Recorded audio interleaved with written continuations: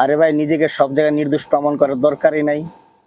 বাদ দেন এগুলা। যখন আপনি বুঝবেন আপনি নিজের জায়গায় নিজে ঠিক, তাহলে সব ঠিক। আর আপনাকে নিয়ে যারা খারাপ সমালোচনা করে, খারাপ চিন্তা ভাবনা করে, তাদের চিন্তা ভাবনায় বাদ দেন এগুলা। আপনি যদি ঠিক থাকেন তাহলে সব ঠিক। আপনি ভালো তো জগৎ ভালো।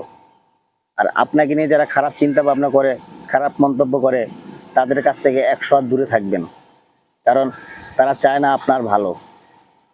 তারা সবসময় আপনার খারাপ চায়, যারা আপনাকে নিয়ে খারাপ চিন্তা ভাবনা করে।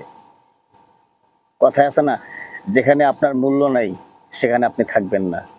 কারণ যার কাছে আপনি অমূল্য, তাকে যদি আপনার নিজের মূল্য বুঝাতে যান, তাহলে আপনি আরো মূল্যহীন হয়ে যাবেন তার কাছে।